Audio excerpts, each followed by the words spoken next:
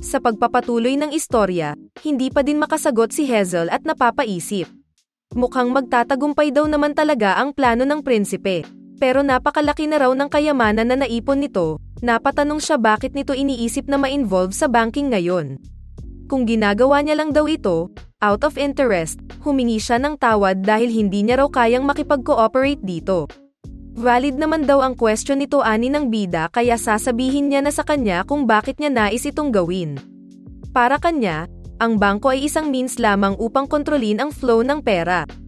Lahat daw ng yun ay para sa malaking city na nais niyang itayo sa Fahilia. Gagawin niya raw isang paraiso ang land na meron siya ang lupain na sinasabing useless ng ibang mga nobles. Nagtaka naman ito nang marinig ang plano niya para sa isang syudad. Dagdag ng bida, hindi daw madali ang paggawa ng city kahit na ang kaharian pa ang maglid nito. Kaya naman importante ang detailed preparation. Kung iisipin niya raw, ang bangko ang cornerstone sa pagbuo ng isang syudad. Nagulat ito sa inexplain niya at na-realize ano ang pangarap ng prinsipe.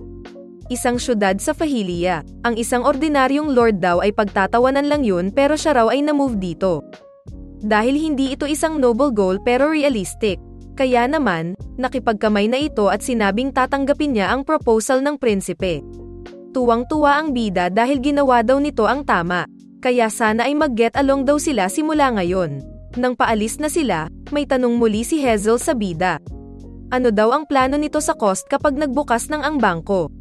Dapat ba raw siyang mag-hire ng mga titingin dito? Huwag na raw itong mag-alala doon sagot ni Arel.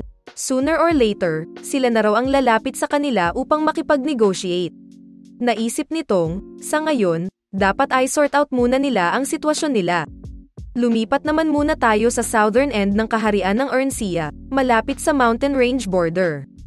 Ito pala ang hometown ni Sena at isa itong mercenary village na tinatawag na Nochepanel. Pinuntahan nila ito dahil meron pala siyang inutos kay Sena. Pinapante niya ito doon nung una. Pero ang sagot daw sa kanya ay hindi sila tumatanggap ng commission sa ngayon dahil nasa awkward na posisyon sila ngayon. Na-reject ang proposal ng prinsipe kaya humingi ng tawad si Sena. Sa kanya kasi ipinagkatiwala ang task na ito. Gayupman, dali-dali lang nagdesisyon ang bida na pumunta dun himself. Kaya naman nag-end up sila dito. Para sa bida, hindi ka dapat basta-basta sumuko dahil lamang na-reject ka once. Ang pinaka-goal kasi nito ay ang ihir ang mga mercenaries ng village na yun upang gawing guards at security personnel ng itatayo niyang bangko. Kung mahirap daw ang task na yun, para sa lokal na si Sena, kailangan niya na mismo pumunta dun. Habang naglalakad, pinahinto muna ni Dia ang prinsipe at nagcast ito ng spell, nasa likuran lang nito sina Arel at Sena. Nakakagulat namang meron palang mga taong natatago sa kakahuyan, at napatumba ito ni Dia, bagay na ikinagulat ni Sena. Kilala niya kasi ang mga yun. Mga tao daw ito mula sa kanyang hometown pero sa tingin niya misunderstanding lamang ito. Kaya naman, nag-excuse ito upang kausapin sila. Pero pagkalapit, sinipa niya ito sa kinausap. Hindi naman maintindihan ang lengwahe nila. At nakakagulat ang lakas ni Sena dahil sa tadyak niya dito. Nagtaka naman si Dia kung anong language ang gamit nila. Sagot nitong ang mga villagers doon ay isang mercenary tribe mula sa ibang kontinente. Mukhang original language nila ito sa kanilang hometown. Pero tunog harsh daw ito para sa isang normal na pag-uusap. Matapos nun, lumapit pabalik si Sena sa prinsipe at sinabing okay na daw at pwede na silang tumuloy. Finally, narating na nila ang Nochepanel village. Nagpakilala ang village chief na si Abina Garil at humingi ito ng tawad sa nangyari kanina. Lolo pala ito ni Sena na sinabihan nitong tumaba na raw. Pinagalitan naman siya nito dahil sa manners niya at bakit harap-harapan niya pa raw sinabi sa kanya yon. At dahil parehas ang apelyido nilang Garil, dun na figure out ng bida na lolo talaga pala ito ni Sena by blood. Humingi ng pasensya ang village chief dahil sa lack of manners ng kanyang apo. Pero okay lang daw yun, sagot ni Arel. Sinabi nitong sa ngayon, hindi raw muna sila tumatanggap ng mga komisyon. Pasensya na at kinailangan pa nilang pumunta dun mismo sa village nila. Kung same offer lang daw ang ibibigay niya, sa tingin niya magiging mahirap daw yun. Hindi niya papalitan ang sagot niya kaya mas mabuting bumalik na lang daw sila. Napansin ng bida na hindi talaga magpapatinag ito. Saktong may binulong si Dia sa kanya.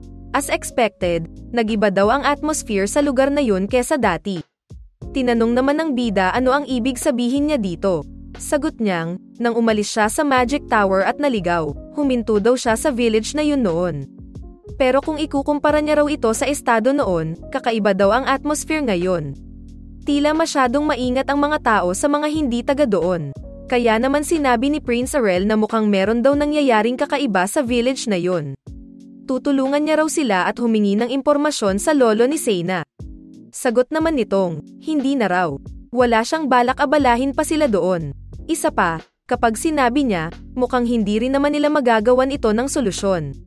Pero ano pa man daw yun, sabihin niya pa rin, para raw makagawa ng desisyon ang prinsipe. Pinagpawisan naman ito at kahit na di sigurado, tinanong nito ang prinsipe tungkol sa mga undead. Bagay na ikinagulat ng bida. Kamakailan daw kasi, sunod-sunod na nagpapakita ang mga undead malapit sa border nila. Tila mga zombie na lumalapit sa village nila at hindi lang iilan pero libo-libo raw. Nabahala naman si Prince Arel dito. Mukhang wala daw talagang alam si Arel dito ani ng village chief.